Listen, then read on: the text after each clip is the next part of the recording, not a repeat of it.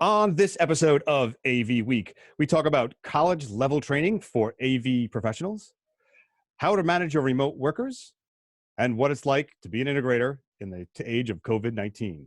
All this and more on AV Week. The network for the AV industry. What are you listening to? This is AV. This is AVNation. This is AVNation. This is AV Week, episode 453, Empathy and Inclusion. Support for AVNation is brought to you by Atlas IED, innovative audio solutions for every business environment, and by QSC, who invites you to go native with the QSys audio, video, and control ecosystem, and by FSR. Hey everybody, and welcome to AV Week, your source for news and information in the AV industry. I'm your host today, George Tucker. Thanks for joining us. I hope you're all doing well and staying safe in place where you need to. Today's show, we're going to have a number of topics, and to help carry me through this are some great guests. First off, we have Corey Schaefer. She's Director of Alliances at QSC. Good to see you. Good to see you, George. Good to see you hosting. Thank you. I've missed it. Also joining us is Chris Benchet. I said that right? Yes? Okay, Benchet. I'm terrible with names. We'll keep it. He is General Manager at Herman Integrating Services. Good to have you on. Great to be here.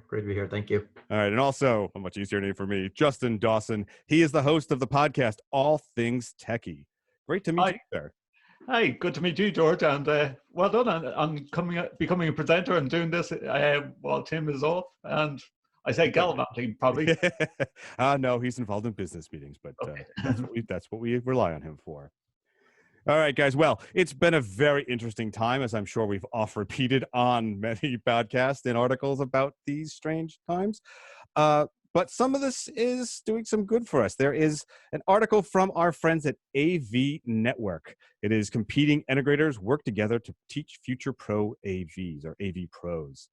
This is a story, of course, about Jeremy Caldera and Chris Cusick, both teaching at Columbia. I believe I said in Chicago or somewhere.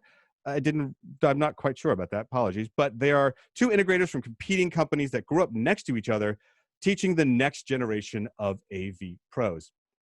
So, Corey, I'm going to start with you. We've had some of these discussions before about, well, the gray bearding of the AV industry and how we have a need for a real structured education system to bring people into audiovisual integration and its associated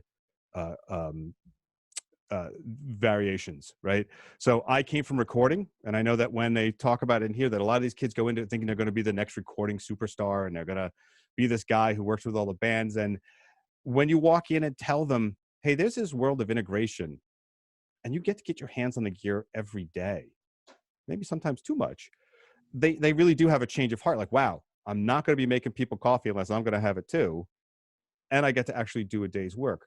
So first of all, I'm going to ask you, do you think that there's really a need for this kind of college level training when we have a VIXA and CEDIA, or what are those other institutions missing that this is going to give us a benefit of? So 100% there's the need for it. You know, one of the things that our industry has been talking about for as long as I can remember is how do we get younger people into the industry? We have to start younger and younger. You can't wait for a VIXA or one of our trade publications, because that's when you're aware of the industry. I mean, I'm sure, Justin, Chris, you can speak to this too, that, when I tell people, like my neighbors, what I do for a living, they always think, residential immediately. They're not even aware that there's even this vertical. And so having this taught earlier is just so critical for us to change the demographics of the industry. And on that story I looked, and there were actually a couple of women in that photo as well, which was nice to see. And there just are not enough universities, and there are not enough classes being taught at the high school level either about the audiovisual industry, but it needs to be. I know at UNLV, they teach a course. Full Sail University in Florida, they teach, but just so many people are not aware. And, a lot of people, George, want to be the quote rock star or tour on band or whatever. And those are fine jobs and definitely needed. But when you are a person that wants to actually have your evenings free, be home with your family, you know, in the evening and actually have a day job, the AV industry is perfect. And for these two guys who are competitors to actually do this and to teach is kind of brilliant on their part as well, because they're able to actually kind of teach and learn potentially their new workforce, right? Because I know when I read the article, Jeremy commented about a couple of people he's hired from courses that he's taught. So pretty cool. Yeah, that is pretty cool. And well, I mean, you say the normal working hours, obviously high-end luxury. Sometimes you're there way too late, sniffing somebody else's dinner and wishing you were at your own plate. Yeah, but you know, when you're loading in a band and loading out or doing sound or whatever, I mean, those are, you know, those are long hours. Yeah, that is the world of I'll sleep when I die. Yeah. Chris, you're an integrator. One, I'm going to ask you, do you see value in someone having, say, a college degree or at least certification in this? And do you think that there's a chance that the classes that Jeremy and Chris are teaching will be more relevant to cutting edge technology or less, say, than the AVIXs and CDs of the world? Well, you know, I definitely agree that having some sort of certifications, whether or not it's an actual college degree or not, is necessary. You know, my big challenge, and, you know, we have over 120 technicians that work in our company, and most don't have college degrees, but they have all worked in the industry, and it's always fun to hear their stories because they all have kind of fallen into the industry. Nobody really set out as a, hey, I'm going to leave high school and I'm going to go get into the AV industry. I know I didn't. But at the end of the day, you know, one of the challenges, I've got 3 sons who are all who've all graduated high school, and I've always joked with them. I'm like, did anybody ever ask you or mention that there's an industry of AV out there that you as a high school student could go and, you know, seek a future in? And, you know, obviously it's not on the list of like future jobs that most high schoolers leave with. And then there's really no path to go there. A number of years ago, I met with a local community college here, and I was talking to one of the folks who's a director of programs for this community college. And I said, you know, have you guys ever considered, I mean, there's this whole world of AV. We're always looking for technicians. Have you ever thought about, you know, teaming up with AVIXA, at the time they were Infocom, to create courses? And his point is that they just don't feel, they're like, yeah, we've been approached, but we just don't feel there'll be enough people that would sign up for these classes.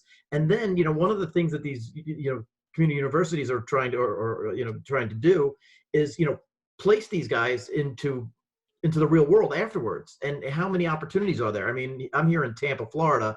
There's a handful of integrators, but, you know, if tomorrow 20 guys graduated from a local community college and we said, hey, great, you know, there's not 20 open jobs right now in the Tampa market.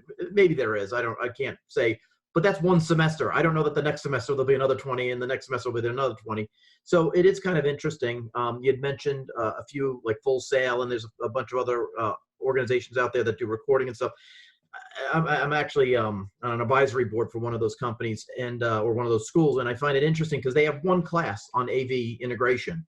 You know, everything else is, like you said, that, you know, all around recording and production and all that stuff. And that is the sexier part of our AV industry. There's no question. I graduated with an audio engineering degree, and I love doing live sound. That was awesome. But I also, as you mentioned, grew tired of being up all night and loading out and loading in and doing all that kind of stuff. So, you know, this is it's a great alternative. But you find out about it too late. You know, you're already now, you know, past 30 on your way. You know, I need a career, and you know, a lot of people aren't going back to school for it. We spend a lot of time, a lot of money on educating our guys. We utilize all the manufacturers for training and things of that nature, so people have certifications. So yeah, I wholeheartedly believe there's definitely a need. And would love to see some movement to get, like you said, the younger generation moving in that direction. Well, Justin, to that point, to Chris's point, and to Corey's actually earlier, your podcast deals with, I would say, a lot of commercial tech as well as, you know, the off the shelf stuff, right? The high end stuff, right? So that audience, do they see value in this sort of custom integrated high end audio? I mean, the stereophiles of your aren't really there. So how do we get that crowd to understand and come over to this side? I think, George, I agree with everything Corey and Chris has said.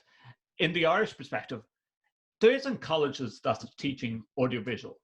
now I studied, for example, broadcasting, and I came out and did a media production degree, ended up working with a top 4 financial firm, global financial firm, and eventually got into audiovisual. But people will actually say, what's your IT qualification that you have? And this is the problem. Everyone sees AV as IT, and there's not enough selling point. And I think what Infocom did in the past 2 years, or maybe it's 3 years now, and became AVIXA, it's selling this method of talking to the younger people and getting them involved with audiovisual. I think what these two guys have done and doing in Colombia, it's so essential. I've had this conversation, and I've nearly had this conversation for half a day with Chuck Espinoza from AVIXA, saying there has to be more selling points and more colleges getting involved, and even AVIXA approaching universities and getting these programs on the ground. And Chris, you talked about like the youth of teenagers and work experience. You know, like I know one person over in America, in California, that is doing a lot of this and pushing it hard because he's in charge, and that is Joe Way. He will get young people into a higher ed environment and go, here you go, pull cable.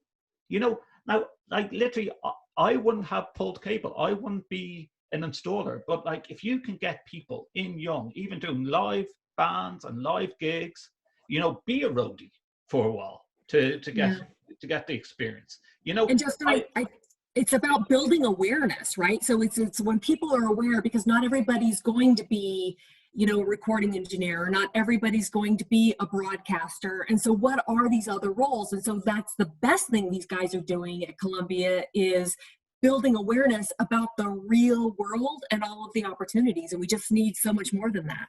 That's a great point, Corey, because one of the things that we find, especially when somebody applies for a job with us and we see they have Full Sail in their background, we know they spent a lot of time behind a mixing board, but not a lot of time with their head in the ceiling, you know, getting insulation in their hair and pulling cables and, you know, having to carry on a tool belt. And that a lot of times they're not very successful in it, because it's a lot harder job. You know, you have to, we're mixing technology and construction and you know, working, you know, in you know, buildings that sometimes don't have air conditioning.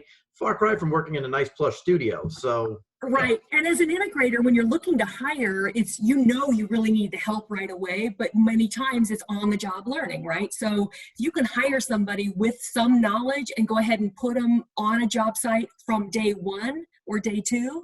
That would be huge, because, you know, until COVID hit, I think our industry is really struggling to get talent. I mean, there are a lot of positions open. Yeah, we actually put a program together last year, and we wanted to do it this year, but now with the COVID situation, we'll have to wait to 2021. But we did what we called a homegrown program, where, you know, we go out and we use a lot of independent contractors sometimes to help along in our jobs. And every now and then we find a really good person who wants to learn the AV industry. Maybe they came from structured cabling, or they came from some other construction trade. So we made all of our regional guys find and identify one of these individuals. And then we hired them, and then we made that region basically raise that technician. So if there was 10 techs in the Dallas market, they had to do that. So what we did is we said, you know, we put all these metrics around it, and we said, you know, after 6 months, whichever one of these techs became, achieved the most as far as training and doing all the right things, me and the rest of the management team would fly to that city and throw a nice party at a very expensive restaurant. I can tell you that dinner was the best $5,000 I ever spent, because we ended up with 9 really great technicians who were been with us for a full year. But we took the onus of the training away from us as from a corporate level and put it back into the field. You know, and we had a little fun around it, and it really worked out quite well.